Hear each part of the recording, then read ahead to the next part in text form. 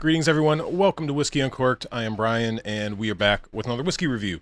This time we're actually going to be talking about a whiskey that I've already discussed on this channel, but it's buried in a longer video way back at the beginning, and not even I went to go look and tried to see what I said about it then, partially because I wanted to come back at this with a clear, unbiased perspective. But we are going to be talking about another low ABV whiskey today. It wasn't the plan. I caught a very mild cold this week, and it was enough just to kind of say, you know what, I'm going to go with something that I know pretty well. Bottle's getting pretty low, and frankly, I'm looking forward to getting this video over with so I can just drink this thing and frankly get it off my shelf. But yeah, decided to go with something I know a little bit better and something that's been on my shelf for quite a while. And it fit right into the theme of the last few videos that we've done on the channel. And hopefully next week I'll be breaking this whole thing up with something a little bit more enthusiast focused, let's say. Also, it's pretty clear that if you are a regular watcher of Whiskey Tube videos, or if you're online reading reviews and you've got a nice, solid, diverse whiskey collection available to you, you probably don't need me to try to tell you whether you should buy a bottle of Dalmore of any kind. You already know whether any of their expressions are something that would interest you or not. So this isn't necessarily that kind of a video. Although if you are a beginner and you're looking for some information on this bottle just to know whether you should be interested in buying or whether this is just something you should skip or maybe save until later in your journey, particularly given that it's not a cheap, affordable bottle. However, if you are here looking for some information about whether you should be interested in purchasing this bottle, because maybe you're just getting into whiskey, or maybe you've been dabbling in it and now you're seeing this as a higher priced, maybe obviously due to the marketing that may lead you to believe that this is a higher quality whiskey, I'll preface any of my other comments with just a little bit of basic details about this bottle and maybe what you can expect. So this is a bottle, as I mentioned, of Dalmore 12 Sherry Cask Select. This is going to be the premium version of their standard 12-year-old. Make sure you know which one you're buying. The standard 12-year-old is 40% ABV. This one comes in at 43% ABV. They are both sherry forward whiskeys. I do not have a bottle of the standard 12. I decided to pick this one up because at least when I was buying it, this was literally only a couple dollars more. I think it was like $2 or $3 difference at the time when I bought this at the same store. So I picked this up for obvious reasons. It's a higher ABV. But normally, at least by me, the standard 12 looks to be about $67, $68 at my local Total Wine. This one's coming in at about $82. So this is going to be, this Sherry Cask Select is about $20 more, well, $15 more. And this one's going to come in pretty close to the same price as that Macallan 12 Double Oak that we reviewed a couple weeks ago. But Dalmore is generally known for their sherry forward whiskey. They are also a Highland distillery, and they have made a really big push really over the last 25 years. This was something that I found out during my research earlier on in the channel, just about the process of them kind of becoming the luxury brand that they've become today. And really, this, again, similar to Macallan, right? The success in terms of the single malt category that they have had with that push into the luxury market. If I remember right, back late 90s, early 2000s, before they really started making this push into the luxury branding, which was, for my recollection, was kind of triggered, at least in part, by a bottle or two of Dalmore selling on auctions. I think it was the late 90s, as things were starting to kind of thaw on the whole whiskey downturn of the 80s and well into the 90s. A couple bottles of Dalmore, at least one, sold for a record amount, I believe, definitely for whiskey and maybe even spirits in general. Again, I'm trying to remember. Definitely check my facts for me. Totally fine there. But and they realized that, oh my goodness, people want our whiskey. They're willing to pay large amounts for it, particularly with the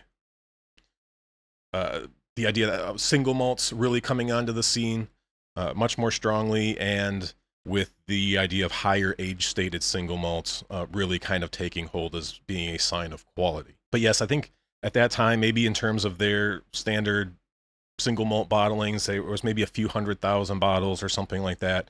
And I think the last time I checked, the last number that I had read back a year and a half ago now, it was up into like 7, 8, 9 million range, in terms of just like liters or bottles. I can't remember exactly, but they had just exploded in terms of popularity of their single malts. And that was a very conscious decision to go into that luxury branding and really kind of compete with Macallan, which was one of the main, if not the the main players in that realm. So they've been pretty successful in that. I definitely think Macallan still definitely has a lead there, but Dalmore certainly has its fans, and a lot of people are drinking Dalmore, and a lot of people believe that Dalmore is, similar to Macallan, one of the best distilleries on the planet. But of course, all of that is really marketing. Another interesting fact that I remember from that research, I believe it was at the end of the 1800s. Again, whether this is 100% true or not, I'm not entirely sure. It was in an article that I read, but Dalmore, even at the end of the 1800s, when almost no whiskey was drank as a single malt, people were actually drinking Dalmore as a single malt even at that time because of its consistency that they were able to produce, as well as an easy drinking experience. Typically, let me back up. I've had like one bourbon cask matured independent bottling of Dalmore. I think it was like 8 or 9 years old from SMWS, and I found it to be very sweet. It was for an ex-bourbon cask at that age. So my assumption is that Dalmore Spirit itself is relatively sweet overall, which obviously will make it easier to drink for the masses rather than something that's a little bit more challenging or sharp. All right, that's enough of a little rambling and random facts, or facts. I believe them to be facts. If I'm wrong, feel free to correct me. But let's talk about the whiskey and whatnot. What's in the actual bottle? What's in my glass? And obviously, as a sherry forward expression and a Sherry Cask Select, you can even maybe assume that that this bottle is going to be a little bit more sherry forward, maybe a little bigger dose of, say, European oak sherry, in order to justify that price alongside, obviously, the ABV. But I'm expecting a, relatively speaking, light, even, balanced experience, similar to, let's say, the Macallan 12, with a decent dose of sweetness, as I mentioned, but also some of those red fruits, nuttiness. And if there is some European oak, which I think there probably is in here, that's going to bring a little bit of that barrel spice, maybe a little herbal quality to it, herbal liqueur, cocktail bitter sort of thing. And but at 43%, it's obviously going to be chill filtered. And Dalmore is known for their free use of caramel coloring, at least in their core range of products. It does look like they do much more natural, even cask strength presentations with their special releases and things. But just go look up, you can Google just Dalmore whiskey, go to images, and you can see images of their 12, their 14, their 15, their 18, etc. And every bottle is the exact same color. So that wouldn't happen normally. Even I think the 14, that's a PX edition, so that would probably at least bring out a slightly different tint. But it would be essentially impossible, or it would be almost impossible to create a consistent product at every age statement without the use of coloring to get the exact same color. At the very least, you'd end up with a difference in flavor profile. And I will preface this by just saying, as I mentioned, I'm not a huge fan of this bottle of whiskey. I believe I gave this a 3 or a 4 in my initial review. Again, that review is buried. It's not in an actual standalone video. And I'm probably not going to waver too far off of that score, if I'm being honest. I think, although this whiskey has a few good qualities to it, at least relative to maybe some other whiskeys in its class, at the end of the day, I just am not a huge fan of the flavor here. But I'll give some very brief nosing and tasting notes and re-give this thing a score and just try to figure out maybe who would want to buy this bottle. But here we go. So this has a decent level of aroma, 43%. It's not super quiet. I even do occasionally get a hint of a waxiness here, which is one of my favorite, particularly Scotch whiskey qualities. Anytime I get a little bit of that Highland waxiness, it's just always better with that note in it, let's say. However, there are some darker notes that aren't particularly my thing. Dalmore is often known for an orange citrus flavor. That's definitely here. We're kind of talking maybe orange oil or, very concentrated orange with maybe some orange pithiness to it. But there are some darker flavors that you could attribute to woodiness. You could even say that there's some older type notes like leather, maybe a touch of tobacco. But honestly, to me, I think that's a little bit of a stretch. My nose picks this up, again, as a bit of a burnt quality. There's that orange is a little burnt around the edges. The woods maybe a little bit overcharred, at least for Scotch. And obviously with the use of caramel coloring, which is largely, if you want to be crude about it, is burnt sugar. There's always the suspicion that maybe some of that quality is coming from that. I wouldn't be surprised if a completely new drinker could pick this up and maybe say that they get some smoke. It's something that happens particularly for beginner drinkers. If there's some heavy barrel char, like some people will even call bourbons, or pick up notes of smoke in bourbons, which obviously that is not literally smoked. It's probably the barrel char. Obviously, these are going to be reused casks. I don't know. Maybe it is possible that they recharred some of those casks. That is a thing that distilleries do. But if you know below, feel free to fill us in. But yeah, I'm not a big fan of the nose. It seems out of balance. There's the heavier, again, kind of burnt notes it almost resembles an older whiskey, but it's not the same. It's a little bit harsher. It's not quite as integrated. It feels a little out of place. Again, like an orange peel that just has the edges kind of singed. It's just not great. There's some sweeter notes in there. You do get a little bit of the sherry, but at least particularly this weekend, my nose has probably been 90, let's say 90%.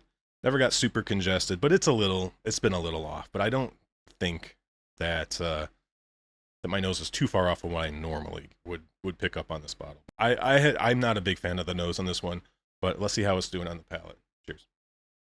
A lot of similar notes. One of the good things about this is, despite its 43% in chill filtration, I feel like the flavor journey is a little more complete. I've talked about that at the lower ABVs. Combined with heavy chill filtration, sometimes it just feels like that whiskey is cut off at the knees. And although the volume on this one is turned down a little bit, I feel like I'm getting something much more consistent with like the full flavor experience, where there is a nice little flavor crescendo. It's not like the top of the mountain's cut off, it's just a little rounded. It feels like it kind of transitions nicely into a finish that lingers. There's a nice little spiciness and everything that kind of hangs out in the back, although that does linger around long enough where it kind of just turns into that bitter quality. Again, you can attribute that to maybe the wood, or maybe even some of that caramel coloring, that burnt sugar, but obviously people have a lot of opinions on that. But yes, again, there's some sweetness, there's that orange. You do get a little bit of the red fruit, although I will say that the orange is almost a little more prominent there. The very front of the palate I don't like. It's kind of, that's where it's thin. I don't think the mouthfeel overall is thin, except for when it first kind of hits my tongue and I chew on it. Maybe adding some water to this might help kind of even out the viscosity that's going on here, but the chances are that this is probably pretty heavily chill filtered, so jury's out on whether that would help. But I'm not adding too much water or ice to 43% whiskey. So second sip, here we go. Yeah, that front of the palate is just it's a bit of a turnoff. It's like a watered down, slightly bitter fruitiness with a little bit of your malt character thrown in, and I don't like it particularly at all. Once you swallow it, like I mentioned, it's a decent kind of flavor ride. You start to get into some more those darker, more molassesy, burnt sugary type of flavors. The orange kicks in a little bit better there. Right, again, I'm more of a concentrated orange oil sort of vibe for me, with maybe a little bit of the pith still attached or thrown in there for well, maybe a grapefruity or ginger type of quality. Finish lingers. The finish is fairly decent for 43%. Again, eventually, I've noticed that at least at times that it will kind of settle into just a generic kind of bitterness and just kind of hang around for a little bit. All right, so overall, nose, not my favorite. Palate, not my favorite. They're pretty similar in profile overall. If I'm comparing this to the Macallan 12 Double Oak, I would take that. If I'm paying $80+ for a bottle of one of these two, those are my choices, I'm going to take the Macallan over this one. Before we get into pricing, as a score, yeah, I'm going to leave this at a 4 out of 10. This is below average. I don't like this whiskey. I don't hate it. I don't think it's vile. It's just to me is not a well put together whiskey. And you start talking about like an $81, $82 plus tax bottle, right? That's like going to be about $90 out the door for this. No way. It's just, there's no chance I would ever buy this bottle or recommend it for anyone else.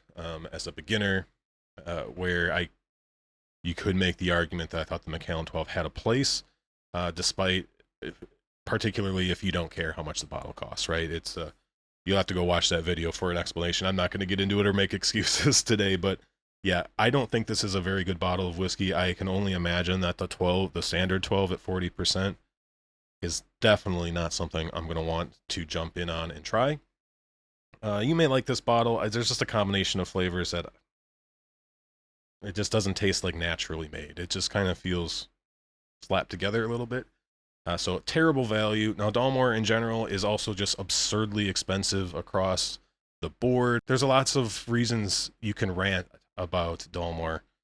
They seem to be, to me, they're, as a brand, are the most cynical and, let's just say, abusive of their whiskey in terms of the luxury brands. White and Mackay, we've talked about on that channel with Jura and Fettercairn and Tamnavulin, I believe, is the other one, where it seems like every once in a while they try to throw us enthusiasts a bone, and sometimes it works, so sometimes it doesn't. Some people are not willing to forgive bottles like this, and just some of the super cynical marketing. Reading their webpage for me when I was doing that research, I'm sure it's probably changed since I looked at it, but back like in end of 2023, it was like a comedy show. It was just, they are their own biggest fans.